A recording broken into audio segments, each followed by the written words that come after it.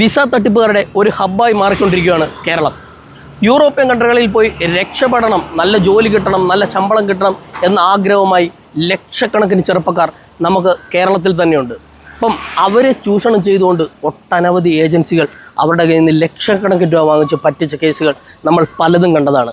ഞാനിപ്പോൾ നിൽക്കുന്നത് അടൂരാണ്.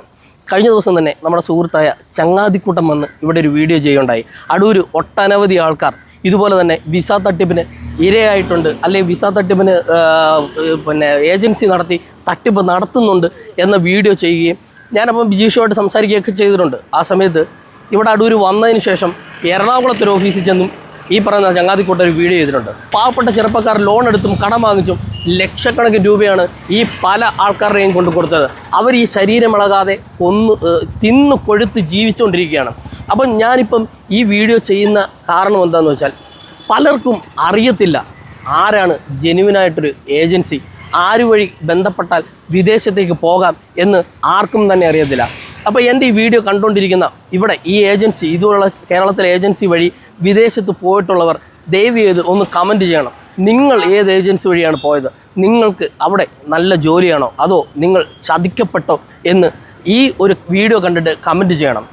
ശരിക്കും പറഞ്ഞാൽ നിങ്ങളൊന്ന് ആലോചിച്ച് നോക്കി, ഇതിൻ്റെ പേരിൽ പലരുടെയും പേരിൽ കേസ് എടുക്കുന്നുണ്ട്. പക്ഷേ അതിനുശേഷം എന്താണ് സംഭവിക്കുന്നതെന്ന് ആർക്കും തന്നെ അറിയത്തില്ല. കാര്യം കേസുകൾ പലത് വരുന്നുണ്ട്. വിസ തട്ടിപ്പ് കേസിൽ പലരും അറസ്റ്റ് ചെയ്യപ്പെടുകയും ചെയ്യുന്നുണ്ട്. പക്ഷേ കൂടുതൽ കേസുകളും സെറ്റിൽമെൻറ്റിലൂടെയാണ് മുന്നോട്ട് പോയിക്കൊണ്ടിരിക്കുന്നത്. കാര്യം ചില ആൾക്കാരെ വിളിച്ചിട്ട് പോലീസ് സ്റ്റേഷനിലായാൽ പോലും സെറ്റിൽമെൻറ്റ് ചെയ്യുന്നൊരു സാഹചര്യമാണ് ഉണ്ടാകുന്നത്. സെറ്റിൽമെൻറ്റ് കഴിഞ്ഞ് ഈ പൈസ കിട്ടാനുള്ള ആൾ കിട്ടുന്ന പൈസയെങ്കിലും കിട്ടട്ടെ എന്ന് വാങ്ങിച്ച് അദ്ദേഹം തടി ഊരിപ്പോവും. ഈ പറയുന്ന പോലീസ് സ്റ്റേഷനിൽ പോലും പലർക്കും നീതി കിട്ടാത്ത ഒട്ടനവധി കേസുകൾ നമ്മളെ വന്നു. ഇപ്പം തന്നെ ഇന്ന് അടൂരെന്നൊരു ചെറുപ്പക്കാരൻ എന്നെ വിളിക്കുകയുണ്ടായി. കാര്യം അദ്ദേഹത്തിന്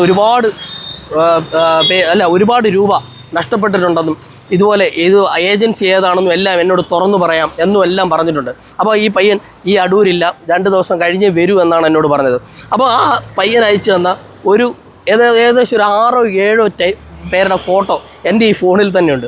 ഞാൻ എന്തായാലും ഇപ്പം ഈ വീഡിയോയിൽ അത് ഉൾക്കൊള്ളിക്കുന്നില്ല. കാര്യം ആ ചെറുപ്പക്കാരൻ വന്നതിന് ശേഷം ഞാൻ അവൻ്റെ അടുത്ത് ഡീറ്റെയിൽ ആയിട്ട് ചോദിച്ച് ഈ ഏജൻസി ഏതാണെന്നും എൻ്റെ കയ്യിലുള്ള ആ ഫോട്ടോയും നിങ്ങളുടെ മുന്നിൽ വെളിപ്പെടുത്തും. അപ്പം എനിക്ക് പറയാനുള്ളത്, ശരീരമിളകാതെ തിന്നുകൊഴുത്ത് പാവപ്പെട്ട പിള്ളേരുടെ കയ്യിൽ നിന്ന് പൈസ വാങ്ങിക്കുന്നവരെ നിങ്ങളൊന്ന് മനസ്സിലാക്കിക്കോണം. ഈ ഉണ്ടാക്കുന്നത് മുഴുവൻ നിങ്ങളെ വേറൊരു വഴിയൂടെ പോകും. കാര്യം നിങ്ങൾ നടത്തുന്ന ചീറ്റിങ്ങാണ്.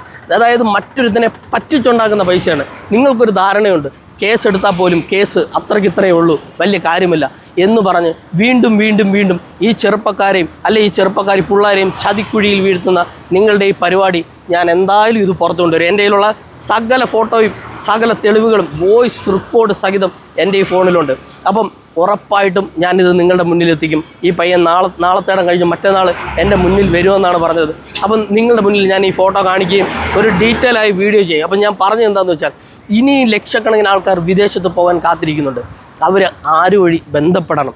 ഈ പറഞ്ഞ പോയിട്ടുള്ളവരോടാണ് ഞാൻ ചോദിക്കുന്നത്. കാര്യം വിദേശത്ത് പോയി നല്ല ജോലിയായി നിങ്ങൾ ഏത് ഏജൻസി വഴിയാണ് പോയതെന്ന് ഒന്ന് കമൻറ്റ് ചെയ്യണം.